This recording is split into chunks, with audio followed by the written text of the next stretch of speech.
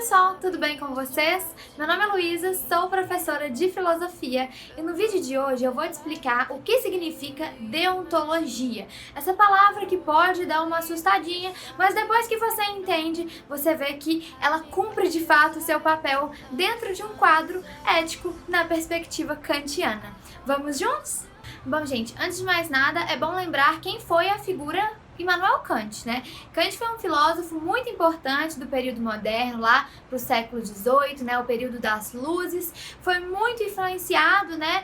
Pelas questões que permeavam a sua época no que diz respeito à importância da razão nesse quadro iluminista.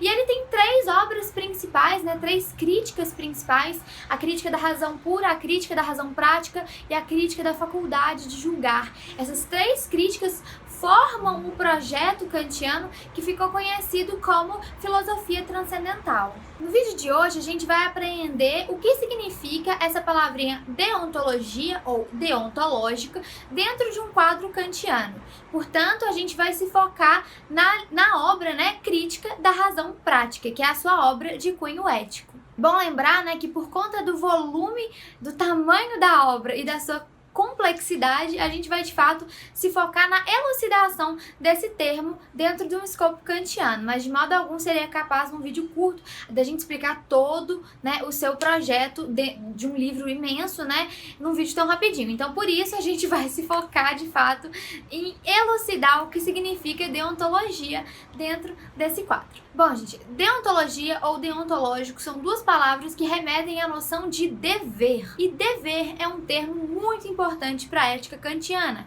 Por quê? Porque a ética de Kant é fundamentada na noção de dever.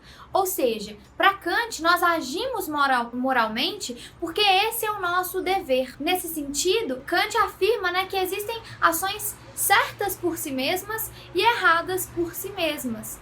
Mas você poderia se perguntar: ah, Luísa, então o dever são as normas de um Estado? Como se fossem leis, né, estabelecidas por outrem e nós deveríamos, portanto, só seguir essas ordens? Então, não é isso. Segundo Kant, o dever ele é uma autodeterminação racional, ou seja, todos os seres possuidores de razão, e aqui ele está pensando precisamente no ser humano, então todos os seres humanos são capazes de conhecerem a lei moral. Em que medida? Quando eles fazem essa atividade racional de colocar uma espécie de uma fórmula, né? Aquela frase famosíssima do Kant, né? Faça com que a máxima da atuação possa ser uma lei universal. Nesse sentido, é muito importante a gente entender as noções que se seguem da noção de dever, que é a noção de autonomia e heteronomia. O dever, ele é uma atividade autônoma da razão. Por quê? Porque ela é uma autodeterminação racional. É na atividade deliberativa, reflexionante, que eu conheço a lei moral. Por outro lado, Kant argumenta que aqueles sujeitos que só agem moralmente por medo de retaliações, por meio de julgamentos alheios, por meio da lei de um Estado, em última instância, não são sujeitos verdadeiramente livres. Esses sujeitos agem segundo a heteronomia, né? Ou seja, essas normas de convivência social. Mas é importante lembrar que a heteronomia e a autonomia, como que elas se divergem? Elas se divergem justamente no fundamento, né, da ação. Enquanto uma ação moral, né, um imperativo categórico, né, aquilo que te impele a agir moralmente, é uma ação verdadeiramente autônoma. Por quê? Porque é deliberada a partir de uma atividade racional. A heteronomia, por outro lado, não. Ela vem como uma norma de conduta e você age quase que de modo irrefletido. Então, vamos dar um exemplo prático de uma mesma ação que pode ser lida à luz da heteronomia e da autonomia. Abre parêntese aqui, gente. Por vezes, Kant também correlaciona esses dois termos, autonomia e heteronomia, com autonomia, ele correlaciona com imperativo categórico, né? Então, é de fato o dever. E a heteronomia, ele correlaciona com o imperativo hipotético, ou seja, essas normas sociais de convivência, mas que a gente não delibera efetivamente para agir sobre. Agora vamos para o nosso exercício. A gente vai pegar um mesmo problema, né, uma mesma situação, e vamos tentar lidar com ela à luz de um escopo heteronômico, né? Então, à luz da heteronomia ou à luz da autonomia. Então, pensando numa situação de roubo. Supondo que estamos todos em um restaurante, né? Restaurante, coisa boa, pós-pandemia, todos vacinados. Estamos no restaurante. Você vê que a mesa do seu lado, alguém sai da mesa e deixa um celular ali. E aí você pensa assim, acho que eu vou pegar esse trem pra mim. Você pensa imediatamente assim. Aí você pensa logo depois, não, peraí, não posso roubar, porque se esse cara vê que eu roubei, se alguém vê que eu roubei, vai pegar mal pra mim. O que vocês acham? Vocês acham que essa é uma ação verdadeiramente livre, verdadeiramente autônoma, ou contrariamente, seria uma ação feita não de modo realmente deliberado?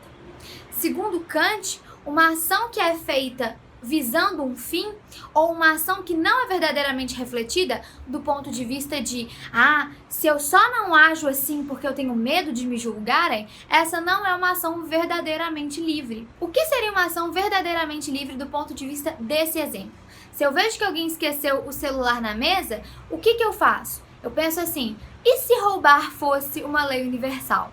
O mundo seria um caos, né? Não haveria confiança uns nos outros, não haveria estabelecimento de contrato, não haveria nenhuma possibilidade de fato de confiança e de firmar, né, acordos com as pessoas. Nesse sentido, como que o dever se impõe? Não vou roubar, porque roubar é errado em si mesmo. Faz sentido? Então Kant traz à luz essa noção assim de algo que é correto e algo que é errado em si mesmo. Roubar para Kant é contra o dever em si mesmo, no sentido de que independe quais são as consequências daquele roubo ou daquele não roubo. O que importa para o sujeito, né, numa situação dessa, de uma escolha, é seguir o dever. E o dever é independente de todo e qualquer traço de sensibilidade. Ou seja, eu ajo moralmente não porque eu vou ganhar algo a partir disso, ou porque eu vou evitar que alguém me julgue, ou, sei lá, fale mal de mim. Mas eu vou agir moralmente porque esse é o certo a se fazer. Então, o que a gente nota? A noção de dever para Kant é aquilo que está relacionado com o que é certo em si mesmo. Nessa medida, para Kant, nós agimos moralmente porque isso é o certo a se fazer. E aí, você acha que existe o certo pelo certo? Ou você acha que existem certas situações que a gente poderia fazer uma espécie de cálculo de utilidade? Bom, no caso, Kant traz pra gente uma ética absolutista ou universalista, do ponto de vista que existem ações certas por si mesmas e erradas por si mesmas. Agora, existe uma outra ética chamada utilitarismo, que vai justamente fazer esse cálculo de utilidade. Por uma questão de tempo, a gente pode falar dessa outra corrente em outro vídeo, mas já adianto que é uma corrente bastante interessante para contrastar com essa noção kantiana de dever. Bom, pessoal, o vídeo foi esse, espero que vocês tenham gostado. Me contem se vocês já conheciam esses conceitos e se vocês concordam ou não